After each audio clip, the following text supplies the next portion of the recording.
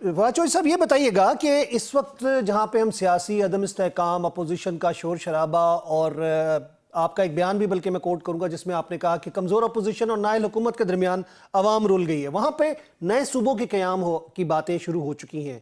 कितने ज़रूरी है नए सूबे इस वक्त, क्योंकि हर हुकूमत ने बयान तो दिया अपने मंशूर में और वादे किए, तो आप समझते हैं कि अब ये सूबे बन जाने चाहिए और ज़रूरी हैं? देखिए, नए सूबे बहुत अच्छा ज़रूरी आइडिया है, इसमें तो कोई शुबा नहीं है और नए सूबे जो हैं वो बनाना भी बड़ा इम्पोर्टेंट है। हम्म। लेकिन इस वक़्त जो मुल्क की सूरत हाल है, जिसके अंदर इतना ज़्यादा इस वक़्त पाकिस्तान के अंदर आप देखें तो वो हालात इस तरह के हैं कि लग नहीं रहा कि किसी भी चीज़ पे कोई कंसेंसस डेवलप हो सकेगा। हम्म। तो जब कंसेंसस नहीं डेवलप हो सकेगा तो इतनी बड़ी चीज़ के ऊपर क्या इस वक़्त इत्तेफ़ाक़ राय मिल सकता है? हम्म। मेरा नहीं ख्याल कि ये फिलहाल मुमकिन है। फवाद साहब, मैं दोबारा आपको एक लाइन की तरफ लेके आऊंगा जो कि पाकिस्तान की आवाम का दरीना मसला है, जिसको आपने भी टच किया अपने बयान में। आप समझते हैं कि किसी सियासी जमात के पास, जितनी भी पाकिस्तान में सियासी जमातें हैं, किसी के पास आवाम के मसाइल का हल है? देखिए, अवाम के मसाइल का हल जो होता है ना, वो सबसे पहले ये तो तय है कि अवाम के पास हुकूमत बनाने का इख्तियार तो हो ना। जब जिस मुल्क में हुकूमत बनाने का इख्तियार ही अवाम के पास नहीं है, तो अवाम के मसाइल किसने हल करने हैं? हम्म। तो सबसे इम्पोर्टेंट बात तो इस वक़्त ये है, जो पाकिस्तान में बहस में है कि पाकिस्तान में हुकूमत बनाने का इख्तियार लोगों को दिया जाए। हम्म। और जो इमरान खान जिसके ऊपर इस वक़्त जो अलामत बने हुए हैं, सिंबल बने हुए हैं एक अवामी एम्पावरमेंट की और पीपल एम्पावरमेंट की, वो इमरान खान है। और इसीलिए ये जो सारी तहरीक है, वो ये जो आपका सवाल है, ये तो बाद में आएगा ना कि जो सियासी जमातें हैं, उनमें अवाम का कोई मसाइल हल करने की सलाहियत या क्या है। पहले तो ये तय हो कि अवाम को हक हासिल है पाकिस्तान में हुकूमत बनाने का, और ये फिर बाकी बातें बाद में जो है वो डेवलप होंगी, आएंगी। पॉलिटिकल पार्टीज के अंदर जो मसाइल हैं, वो मसाइल मौजूद हैं, उनको बेहतर करने ज़रूरी है। सियासी जमातों के अंदर जमहूरियत होना ज़रूरी है। लेकिन ज़ाहिर है कि पहले तो एक फंडामेंटल असूल तय होना चाहिए कि पाकिस्तान के अवाम फैसला करेंगे कि हुकूमत किसने बनानी है और किसने गिरानी है। और बंद कमरों के अंदर जो है, ये 4 लोग या 6 लोग या 8 लोग बैठ के नहीं फैसला कर देंगे कि पाकिस्तान में हुकूमत कौन बनाएगा और कौन नहीं। इसका तनाजुर यह है कि क्योंकि अभी ग्रैंड अलायंस की बात हुई और ग्रैंड अलायंस के अंदर भी हमने देखा कि इत्तेफाक राय नहीं, अलामिये पे JUIF की तरफ से साइन नहीं किए गए और इख्तलाफात और तहफ़्फ़ुज़ात मौजूद हैं।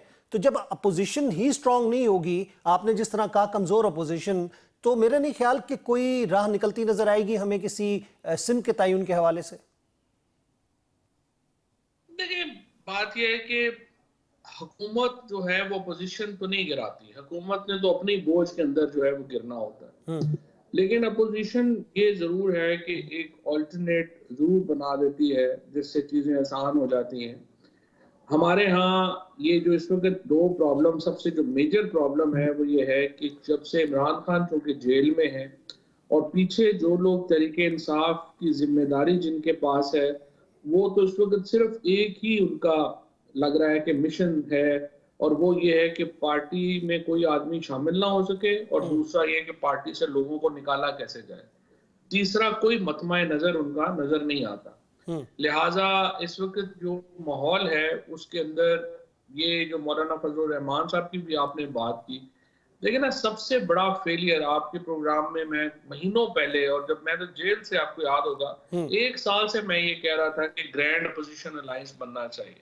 बिल्कुल पहले सही। तो 1 साल इन्होंने इधर-उधर जाया कर दिया, और अब एक माइनस मौलाना फजल रहमान अलायंस बनाने की जो कोशिशें हैं, उसकी कोई तुक ही नहीं है। देखिए, 2 ही पाकिस्तान में सियासी जमातें हैं जिनके पास स्ट्रीट पावर है।